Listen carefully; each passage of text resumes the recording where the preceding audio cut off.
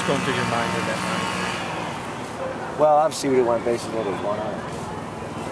You know, and I thought,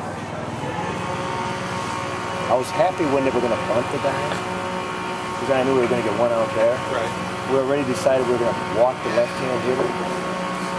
We were hoping for a double play in that situation. Kurt threw a ball on the inside, got the kid to pop up, and then once we got that second out, man, that momentum shifted big time over in our dugout. And I felt confident that Kurt was going to get McCormack out to end the game. But the key was to get that first down. We already decided once that guy was going to bunt that we were going to walk the next guy to try to win the game with a double play. We weren't interested in tying it. You know, the runner at first meant nothing, so we were going to try to win that game. You know, we had the right guy in the mound. He's been there for the last 2 months for us. Let's go for it. Winning that game. Just talk a little bit about how that went. I mean, we got off to a little bit of a slow start, but hey, I give the crowd a lot of credit. These kids fed off that crowd today. The crowd got into the game. They really got us a couple of runs. I think maybe Missouri State got a little flustered a little bit with some of the noise coming from the crowd today. So I give the crowd a lot of credit. You know, on a night when your team's a little bit fatigued, as they should be, playing 4 games now in about 36 hours, you need some help.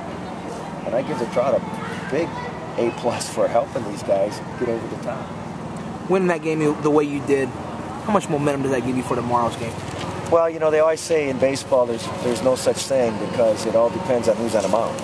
And we haven't figured out who's going to pitch tomorrow yet, but there'll be a lot of guys.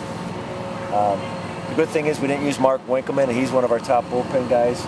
He only threw about 8 pitches last night, did not pitch today at all.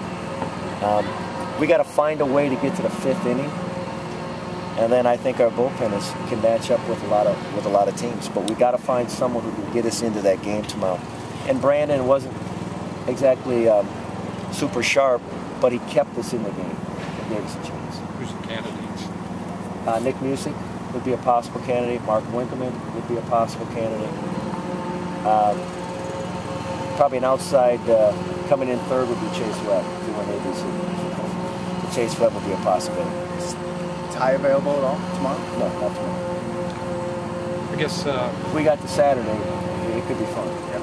We got a long ways to get there because we got Jonas and Ty sitting there, and but we got to find a way to get through tomorrow because we know Missouri State is a very, very good offensive player. we got an opportunity to talk to some guys we haven't talked to a lot this year.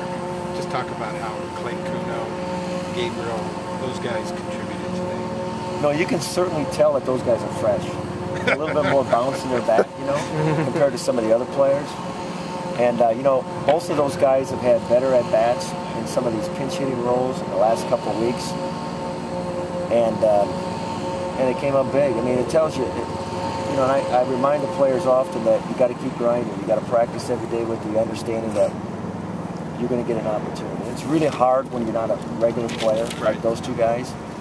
But you got to really give them all the credit because you would never know it by watching them work in practice, whether they're a starter or a reserve player. You would never know.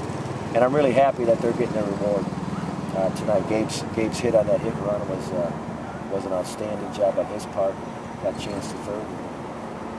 Nick drove him in. Are you surprised at all that they didn't let that foul drop in the 8th? You know, I know there's different opinions on how to play that one. I'm sure when he got to the dugout, they probably talked about it. But when you're in a reactionary situation like that, spur of the moment, you go out there, your natural instinct is to catch the ball. Right. So I'm sure if he had to do it over again, he'd let it get foul. That being said, our guy would have caught the ball too. That's just the way young people are going. You know, they don't think that far ahead. Right. To say, oh, it's foul ball, and if I catch this, he might take up. He wasn't all that deep when he caught it. Yeah. The key was he was off balance. And we actually had our fastest guy on third base. It worked out for us because chance for him. With Nick up there, obviously with his running skills, did you think at all about butting in that? Oh, we had it on one play. One play? Yeah. You know, and I don't want to give all those secrets away. But come on, Ed. Divulge it. Come on, let's go. But yeah, we had it on for one pitch, and it wasn't a strike. And I just felt like Nick was good. You know, the thing I wanted to avoid was a double play. We had runners on first and third. I didn't want a 4-6-3 double play. I just felt like Nick was going to, and Nick's a fly ball hitter. I would prefer it to be a little deeper than what he did there. But Nick is an outstanding bunter. And If there would have been another pitch, we might have put it on again. The way you stay alive at this time of year is taking advantage of opportunities when the other team gives them to you. You guys really did a good job. That's kind of how we generate a lot of our offense. You know, to be honest with you, people that have seen us play, they'll probably go, Jesus, you know, they get 6 or 7 hits a game. They find a way to score 5 runs. That's kind of what we do. Our philosophy has always been, we're not going to lose the game. We're going to force the other team to beat us. And in more games than not, one team loses and the other doesn't win. And I think we saw an example of that tonight. You've had kind of a lot of games sort of like this year. And can you talk about just, I mean, you guys are down early, you come back tight, you're down again, you tie, you take the lead. Talk about what goes on in your dugout and what you think the mindset of your guys is. There's some great leadership going on in that dugout. There's some guys that don't want this thing to end, you know, and they want to keep playing. And we talked about this morning that today could have been the last day 8 of those guys put a uniform on. They're not interested in that. They want to keep playing. And to just think about what they've done here the last 2 days. They played 4 games in 36 hours in the conditions that they played. And we're not exactly blowing everybody out. These are stressful games. I don't think you can underestimate how these kids have responded to this. This is a special group. This is one we're going to remember for a long time. I hope they get a chance to play for a lot longer too. This is a special group. You don't see college baseball players play like this all the time.